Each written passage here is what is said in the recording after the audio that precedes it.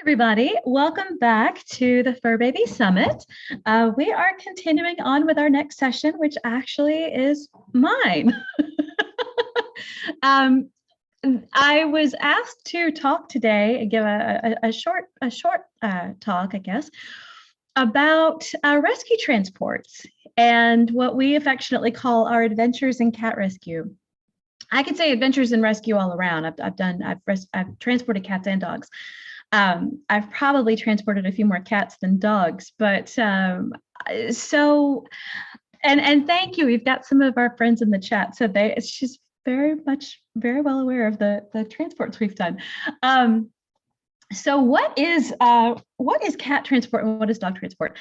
What is transport in general in the rescue world? So the best way I've always been able to explain it is, if you live, for example, I'll use Texas. Texas is a very, very large state. If you live in Dallas, Texas, and you have, a rescue that's down in San Antonio, Texas, which is about maybe 5-6 hours apart, depending on traffic for the day, really just about 5. If the person who's adopting from one particular area is not able to go and pick up the dog or the cat, a lot of times there are certain groups out there that will put together sort of a relay. So they take the distance and they divide it up into sections, and then they look through their volunteer database and go, okay, I've got someone that lives in San Antonio. I've got, Stephanie up in Austin. I've got so-and-so in Temple, and then on up to Dallas, or straight through. And they put out this request, or like a run sheet that says, hey, we're hoping to do this particular transport on this day. This is how far it is. This is about how many legs we're going to need to fill. And can any of our volunteers help to fill the legs? So it goes out on social media, and it'll go out in the rescue groups and the transport group. And the volunteers that have already signed up to be drivers or flyers will come in and go, hey, I'm off that weekend, or I can pick up a leg and, help pitch in. And so it's all volunteer. What we've always done has been, it's our time, it's our gas, it's our mileage, but it's our time, and we don't get reimbursed for it, which is great. I mean, that's fine. So it's just one of those things that we genuinely love to do, and we try to do it as much as we can. And it's just been a great source of joy. So I got into doing transports years ago. There was a transport group that had come up that they would do transports cross country even. And this was interesting because a lot of them would come up that they were vehicular transfers. And then some of the other ones were flights. So what would happen with a flight transport is, the fur baby in question is probably one that would not do well over, a multi-day car transport from one person to the next person to the next person. So, or they had a medical issue that really, you just didn't want them traveling for that long, or if they needed certain medications or fluids or things like that. So at that particular time, I used to travel a lot, and I used to fly a lot, and I love to fly. So I got to be known as a flying angel, which was just so much fun. So what would happen, we have a funny, besides driving cats or dogs, how else do you transport cats via FedEx? No, we don't go via FedEx. No, we don't. We don't punch holes in the box. No, we actually, we fly them in carriers. And when I fly, when any of us fly, we do it in cabin. So especially with our cats, and I'll start with those. With our cats, we fly them in cabin. And we have a question, how do you book a flight with a rescue? Are there things that people need to know? So basically, to plan one of those out, you have the request that goes out, and usually it's dated about 2 to 3 weeks in advance. And what happens is the rescue who has the cat or the dog in question will go through and get them vetted. They'll get their shots. They'll get what's called a health certificate or a travel certificate, which you really need going across state lines. Now, especially when you fly, you need to have that. I've flown many times where no one asked me for it, but I always had the documents in a little a waterproof clear folder, so it was protected. But that's something that you want to have in case something happens, to you or to the animal. You've got this and go, hey, they do have their shots, they've had their rabies, they're okay, they're safe, and they're good to travel. So the request goes out and you figure out, okay, well, if I'm going to be here, let's set up a flight to go, the shortest, quickest route to get there. This will be my flight from point origin A to get to the new owner or the new Meow-Me or the new family. So we would look for nonstops primarily, and if we could not find a nonstop, we'd look for the shortest duration or shortest layovers as possible. And I liked to go. There are certain airports that I like to go through more than others because they are they're really good with their restrooms and their service animal areas. So I had not known the statistic for it before, but apparently if you have over 10,000 passengers that go through an airport, they are required to have a service animal area service relief animal area, animal relief, for those who have service pets. So what people also can do is go and take their dog to go use the grass, or you can take your cat in there, and it gives you an opportunity. It basically gives you a safe space to go in there, open up the carrier, change out the pad or whatever, or if you've got the room, and they're harnessed, you may be able to let them stretch their legs or give them, a bit of water or a little treat or something, and just kind of, give them a bit of a breather between the flights. So it's a fly-by catting. Yes, it's a fly-by catting. I'm loving the comments there. So you book the flight, you go through it, and so what I would do is go through and find the best nonstop flights. And I would start early in the morning as I could get, because often you're flying to a different time zone. So I would want to not only, get the cat earlier in the day, and there's a couple of reasons for that. One, they've eaten the night before, so it starts a window in which they don't eat, because we always recommend try not to feed them at least 5 to 6 hours before you get on a plane, because things can happen. And I'll tell you about that. They have, but we recommend try to hold off on feeding them again. And then also, you want a chance to give them their last dose of their meds if there's something particular that they are on.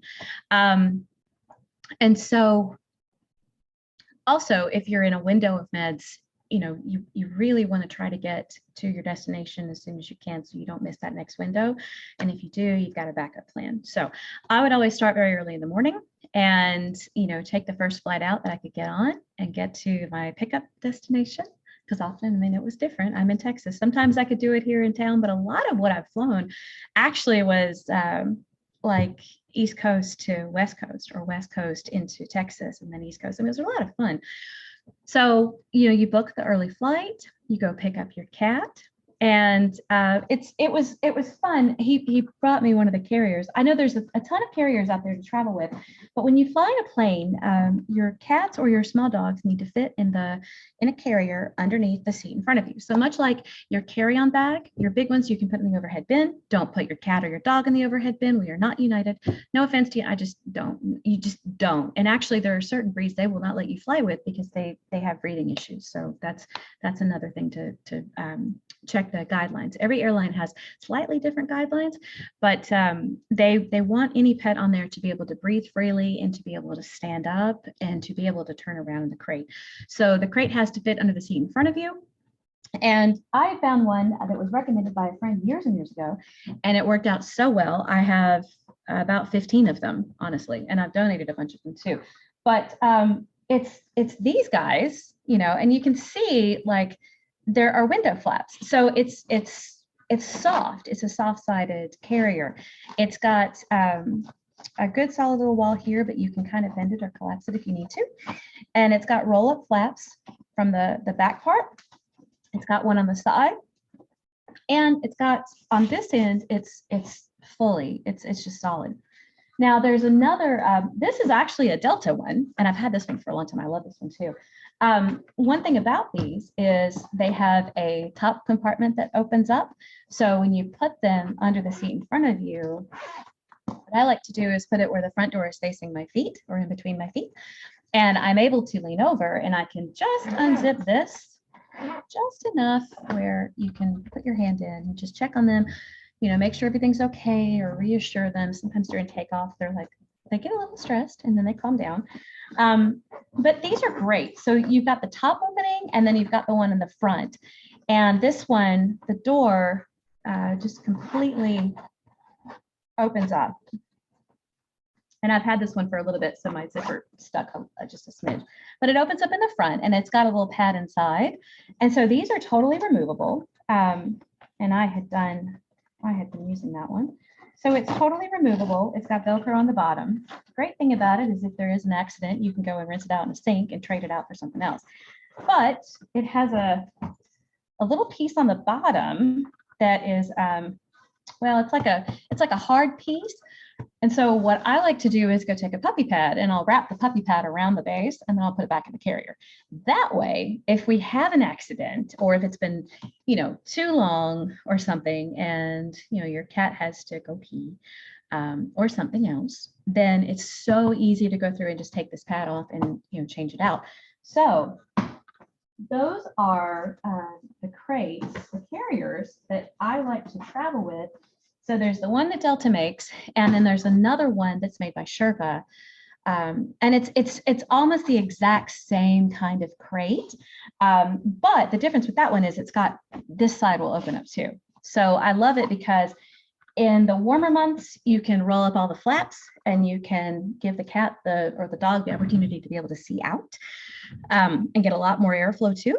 But sometimes they really like to see. And cats, a lot of the time, like to hide. So I will lower the flaps in those cases, depending on the personality of the cat.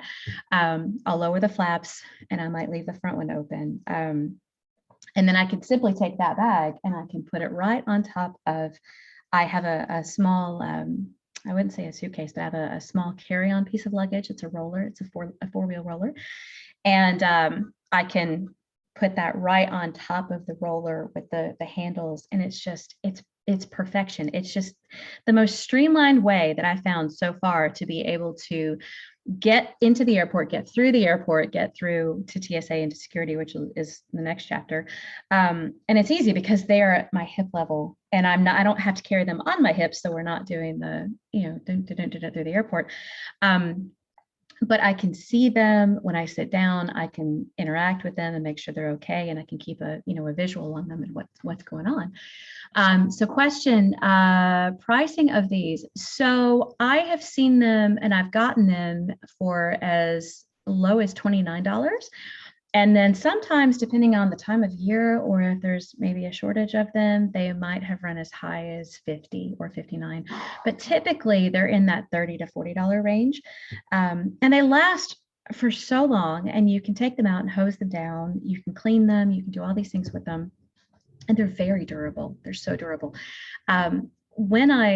When I leave in the morning on the first flight, like I said, I have my carry-on bag, and it's not for stuff for me.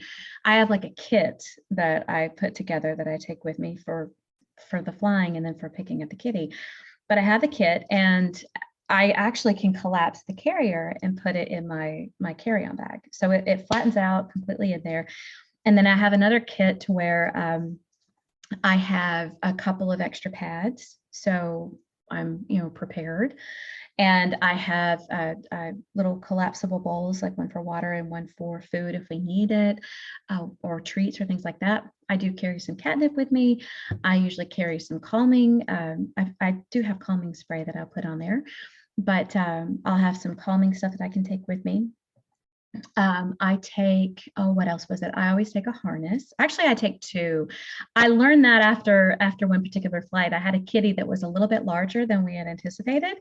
And also too, sometimes the harnesses, they'll fit in the chest area, but they may not fit in the belly, or they'll fit in the belly, but the chest is just a little different. So I learned to err on the side of getting the harness that was a little bit larger so you can tighten it down.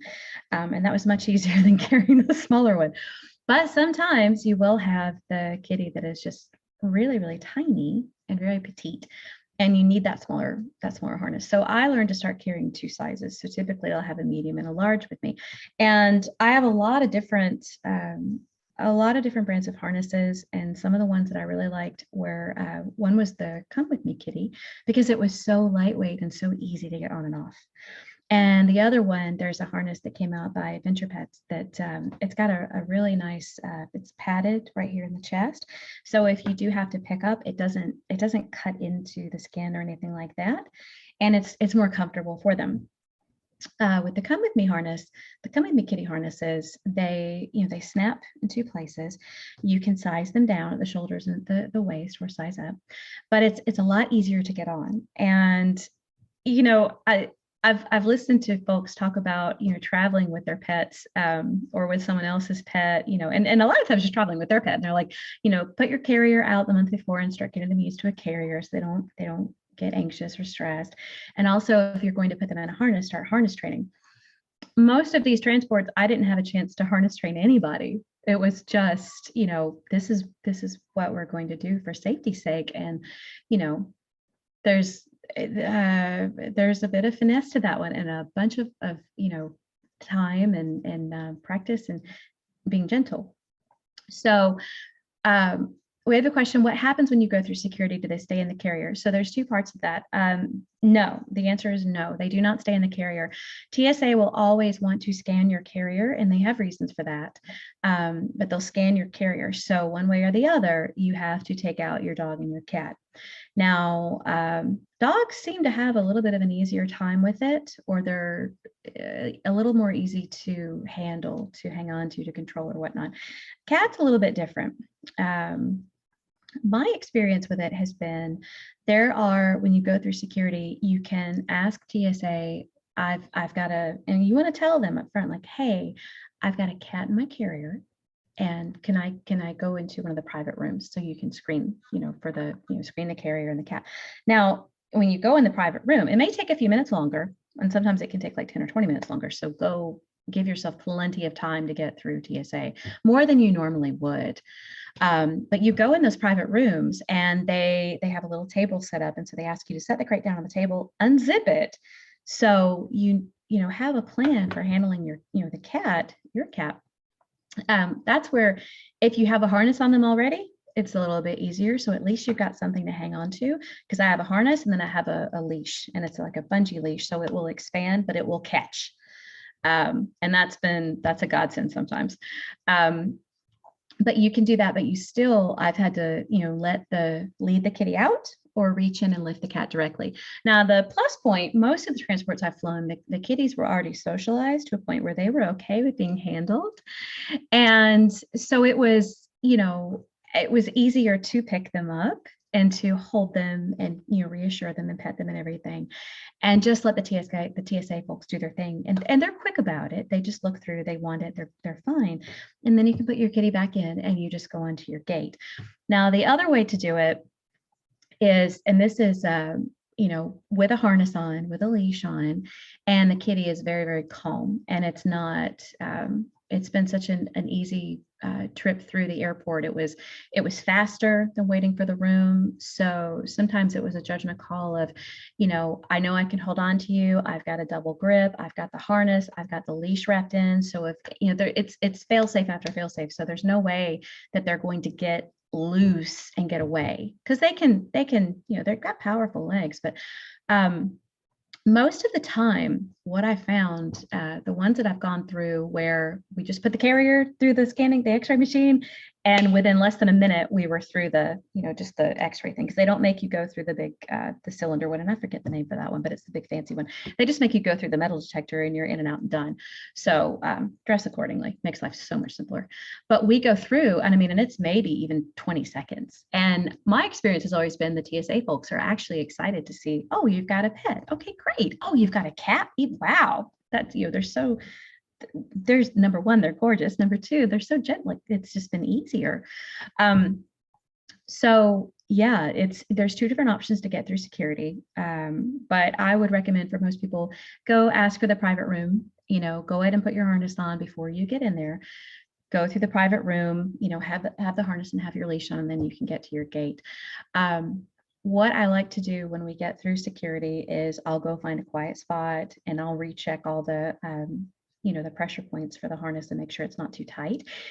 Cats have a tendency sometimes to wiggle a leg through, so getting the harness fitted snugly is key, but you don't want it too snug where, I mean, you always want to be able to stick a finger or two through it, but you don't want it enough to where they can wiggle a leg through, because then they're trying to get it off their face.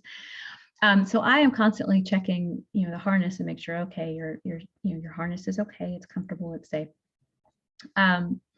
And then once you get on the other side of security, it's just a waiting thing. I mean, usually we have about 30 minutes or 20 minutes, or sometimes maybe even 45 minutes before the flight starts boarding. And I've also found that when I'm flying with them, number one, depending on which airline you're flying, I fly Southwest a lot, you cannot sit in the exit row. So that extra space is not for you, because you can't do it with an animal and be able to open the door, which makes complete and total sense. So I try to sit closer to the front. And there are differentiations. I know transporters who like to sit by the window. I've done that, and there's nothing wrong with it. I found, for me personally, I like to sit on the aisle. And the reason for that is that when the plane starts, when we land and we start deplaning, I can get out faster.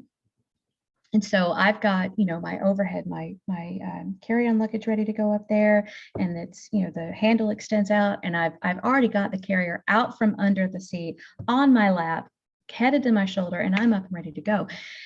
And it was really funny one time. I had a kitty, bless her heart, she was adorable. She did have one of those in-flight movements, and so it was one of those moments where we were landing, and it had been about a 3-hour flight, and we were landing, and she'd been so good and so quiet, and just normally they'll just go to sleep, so you can give them snuggles like inside the crate, and then they just take a nap. And she had done that, and then she woke up about 5 minutes before we started to touch down, and she pooped in her crate. And so I had the little piece of the Sherpa fur in there that I showed you, and then I had a mat underneath that. But I'm sitting there, and I suddenly smell this, you know what that is. And I'm thinking, are there any children on board? Please tell me that's not my cat. Well, it turned out when we landed and we were completely on the tarmac, it was her. So I was able to, I knew what had happened, and I took the crate out, and I peeked in the side, and she's in the front, and the little swirl is in the back. And so she was trying to get as far away from that as she could. And she was just sitting there looking at me like, we're going to fix this, right? I'm like, yes, honey, we are. Because I always talk to them, sing to them. So I was able to get off the plane a lot faster than I would have had I been in the window seat. So I prefer the aisles because I'm in and out and done. I want to get to the next restroom and get to the next, get to the destination. So with those particular cases, this is a reason why I love certain airports over others. They have family bathrooms, or they'll have gender neutral bathrooms. And those are amazing because it's a solid room, and it has a whole door that you can lock. There's no holes. It's just a solid wall-to-wall door. And if you can go in there, it's great because you can set the carrier up on the counter. You can put your harness on, or you can recheck your harness, or you can check or give them a little bit of water, or give them a couple of treats if they need it. If you need to change out a pad, you can do that. You can rinse out the other one in the sink. And I always carry a few extra bags with me in my carry-on so that if there is an accident, I can put the wet pad, the fluffy thing in there. And so it's not touching anything else. And I can pull out my extra one and put that back in the crate. So I carry multiples of things. So paper towels, puppy pads, wipes, and an extra liner or an extra little blanket thing to put in the bottom. In the summer months, I use a thinner one so it's cooler, because sometimes, going outside and waiting for pickup, or waiting for, your owner to get in there, it gets a little warm. So generally we like to stay indoors. We'll go down to baggage claim a lot. but we'll do a little bit of a thinner one in the summertime and a little bit of a medium or thicker in the winter, just something to keep them comfortable so that when they get in the crate, it's less stress and they can spread out and lay down and take a good nap. How many cats have I transported at one time via plane and via auto? Via auto, the most I've done at one time was 7. And I had carriers stacked in the back in the cab of the truck. So I had 4, 1, 2, 3, 4. I had 2 in front of them on the on the floorboard, and then I had it was a chorus. Oh, they were singing the song of their people. It was adorable. I had one on the front seat that I belted in, and I had one right there on the in the floorboard next to him. So yes, they definitely sang the song of their people, and that was a really fun transport to do. Actually, I got to meet up with some good friends to bring those down. And they actually got transported to Austin. They went to Austin Pets Alive. They came out of Oklahoma and they were Feldies. So 7 for car was the most at one time. And the most for cats that I've done, I've done a couple where we did 2. And there were pairs, and that was really fun. I had a friend of mine that helped with that, because when you fly, you can only carry 1. You can't bring 2 because you have to buy an extra seat, because you still have to put them under the seat in front of you. So I enlisted the help of a friend who's a fellow rescuer, fellow transporter, and we just had a ball. We got up really early. We had the cats. We got them loaded up. We got ready to go. Got through security. It was a great time, and so everything. I mean, it went off without a hitch. It was completely fine. To reserve the seats, yes. The question is, do you have to reserve your seat differently for Southwest? Yes. So you go in and you book your ticket for the flight, but then what I do and what you need to do is call the airline. So call Southwest, for example, or call Delta, or whoever you're flying with, and tell them, I have a ticket, I have a flight reservation for this day, for this flight at this time, and give them the flight number and tell them I need to make a pet reservation. So what they'll do is tell you, okay, we've got room, we've got you down, because most airlines will only allow, it's a certain number and it can change. But in my experience, it's been about 6 per flight so far. And again, that can change. So when you book your ticket, or even like right before you're going to book your ticket, call ahead and ask them, hey, I need to make a pet reservation for this flight. Are there enough openings where I can do that? And they'll say yes or no. I've had some where I've had to change to a different day or a different flight time, but most of the time it's been fine. And so I'll do that. And then when you get to the airport, you go to the check-in where you would normally drop off your luggage if you were checking luggage. So you go to that desk and you give them your ticket and you pay a fee. And usually, most of the time, it's between 95 and 125, and I think 139. Southwest for us was always 95 to do it, and that's one way. So fly carefully. But they would give you pay the fee, and then they would give you a tag, and they put you put the tag on the carrier. So I'd have a tag off that carrier that had my name, the type of animal, if it was a dog or a cat, it would have the flight number, and it would have enough information and a little code on it, so they knew this this has been paid, and this baby has a reservation with their flying companion. So now to answer, let's see, I love questions. Have I ever dealt with flight attendants or people who were allergic to cats? I've never had any issues with any flight attendants or stewardess. It's always been, and I don't know if it's just that, I mean, I fly easy. I'm no drama, no frills, no fluff, none of that kind of stuff. I just go in and I'm very personable and tell them, I've obviously, like, they know what you have. I mean, I'm like, I've got my carry-on and I've got my carrier. And I know where to sit. So I just go find a spot closer to the front with an aisle, and I sit on the aisle. Now, I have run into a few people at times that were allergic. And what we've done in that case is we just move, further back away from them. I don't ever want to start an issue for somebody else on a plane, or, like, I'm not going to sit right next to you. That is the last thing I'm going to even try remotely to do. So I would go further back. And that's not happened very often. One time it happened, and the person in question was a little bit upset, like, oh, is that a dog? And I said, no, it's not a dog, it's a cat. Oh, I'm allergic to cats. well, okay, all right, that's fine. I'll just go back here, no problem. So it's something that you can get around. So I just try to give them their space and, give them room to breathe. So that has not happened very often. I was on a Southwest flight where the flight attendant was allergic and made a person with a cat and carrier sit all the way to the back of the plane. Okay. I mean, it could happen. It's not the end of the world. It's you're on the plane, you're getting to your destination.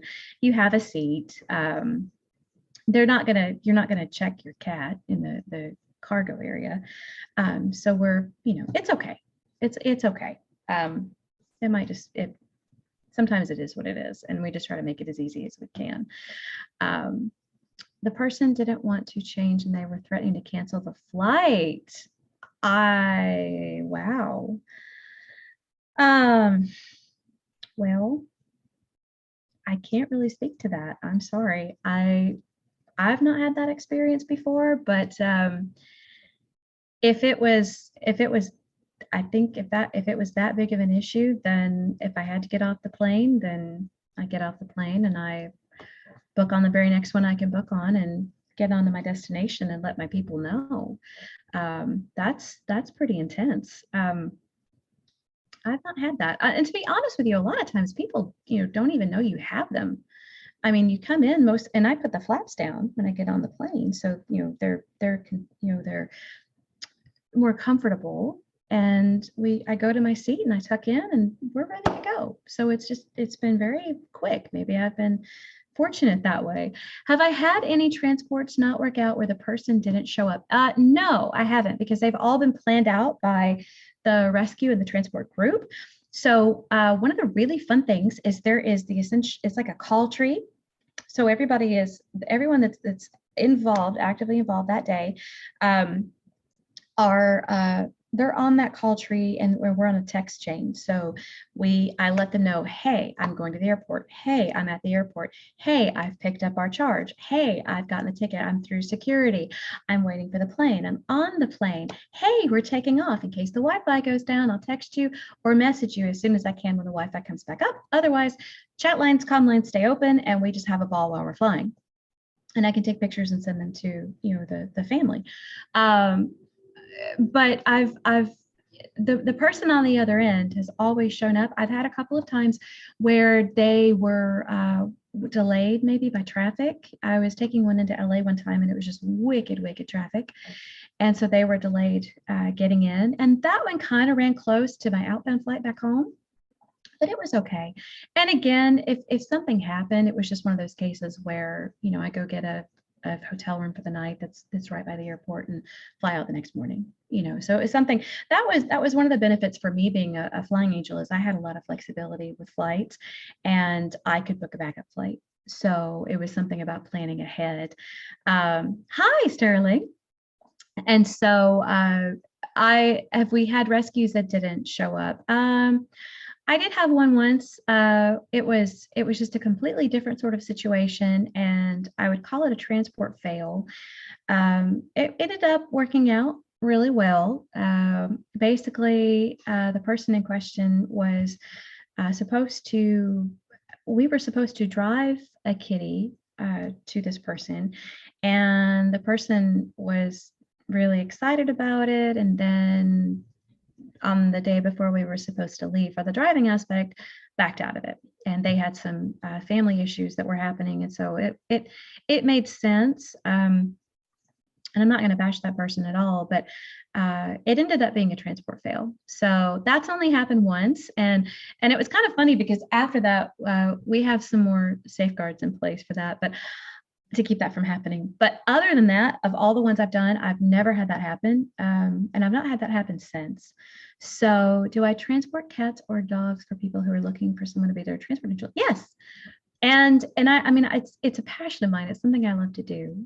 So, and like I said, I mean, when I pick up these cats, one of my favorite stories, I'm in Austin. So I took a flight to Houston because I needed to be on the earliest flight out of Houston the next morning. So I was on the 5 a.m. flight out of Houston. So driving from Austin to Houston was a little and then I'd have to drive back. So I just took a quickie flight to Houston. And I flew out of Houston that morning at like 5 o'clock. I flew to Atlanta.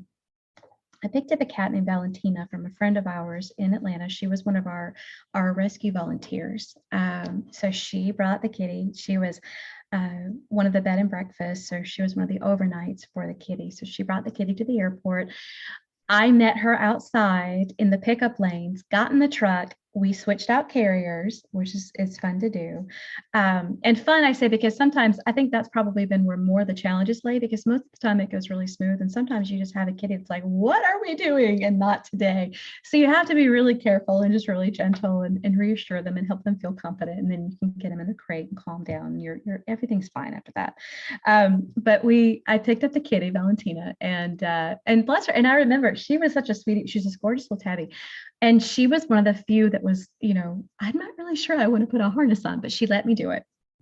And so I got the harness on, we got through security, got ready, got on the plane and everything. I dropped her off in Phoenix.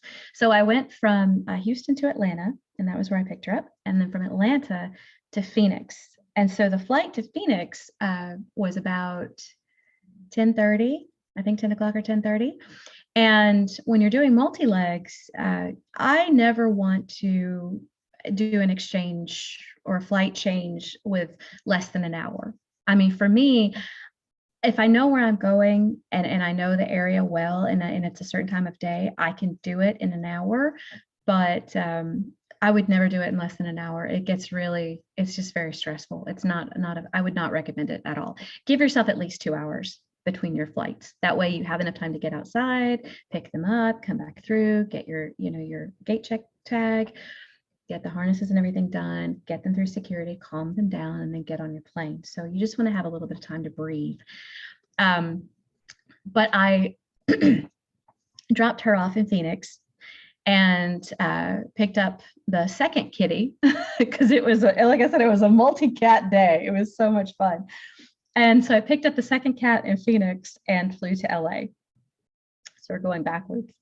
And I get to LA and it's about, I think it was about maybe two something and maybe 3. Dropped off the kitty, got back inside. I was already checked in for the next flight out and it got delayed. And so I remember on that transport being a little concerned that I wouldn't be able to make the flight out and I'd have to stay a second night. And I always try to get the transport runs done in a 24-hour window so that I'm not away from home too much longer. But it ended up working. The flight got delayed, but then it got pulled back up again. So I was on the last flight out and I got home probably around just before midnight, I think, all in all. So it was a very long day. It was a lot of fun. So yes, I will transport for other groups, other rescues, other people that need someone to fly or to help drive. So yeah, I think the other story thank God for flight miles. The other story people ask about was one of the longest driving ones. A few years back, I flew out to El Paso from Austin. Took the first flight out. It was a nonstop.